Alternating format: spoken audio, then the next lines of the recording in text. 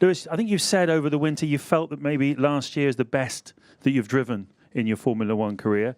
Do you anticipate having to go to another level this year in competition with these gentlemen? I plan to. That's what I've been working towards. Why did you feel that it was the best you've driven? What had come together for you?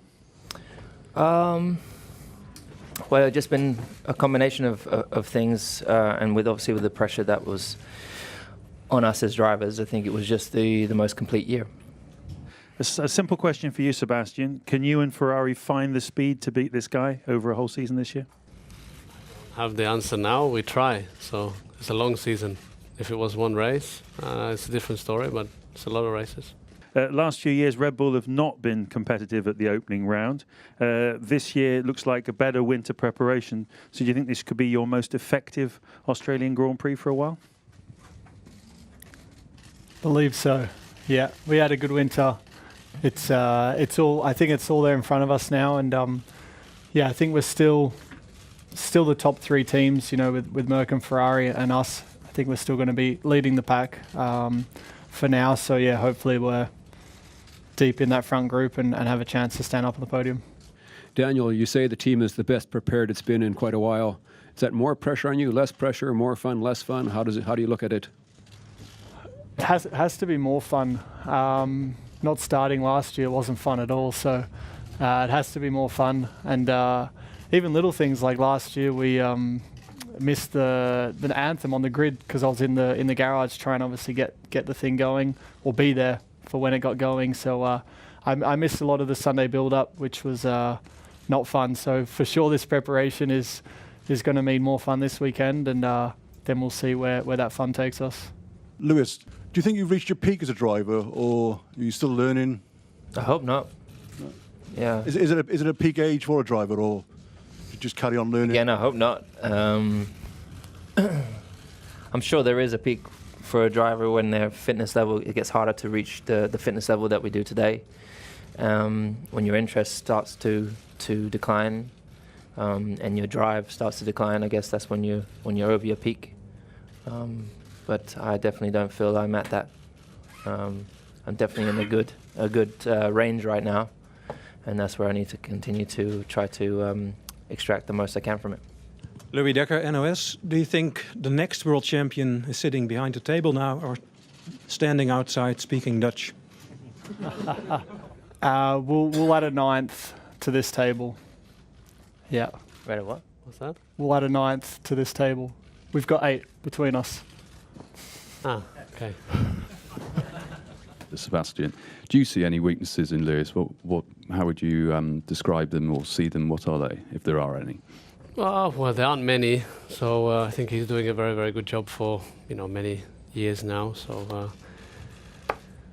I think it's always a bit of a weird question to answer when the person is sitting right next to you.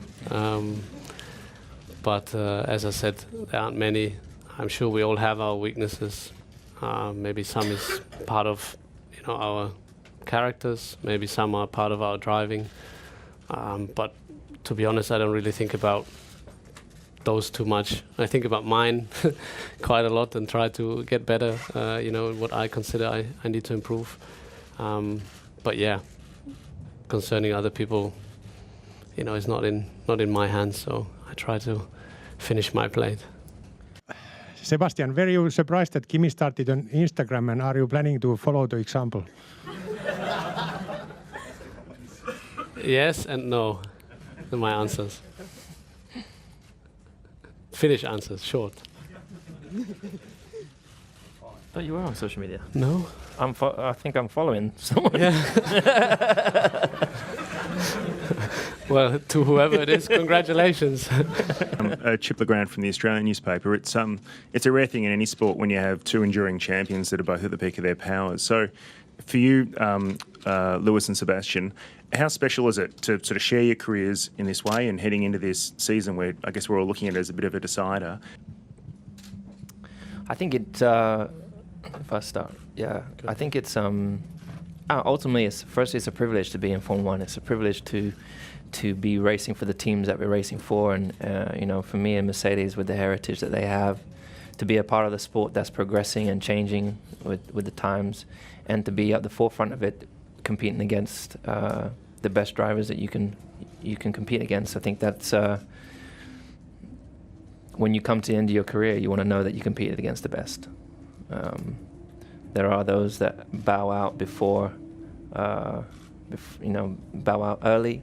There are those that have won championships maybe that has not been as competitive, and the ultimate goal is to be the best. I think you have to go up against the best. So it's great. It's been a great experience for me to be able to race Sebastian. He's got the 4 world titles, the most of any other driver at the time, and I think this is an exciting year for Formula 1 fans,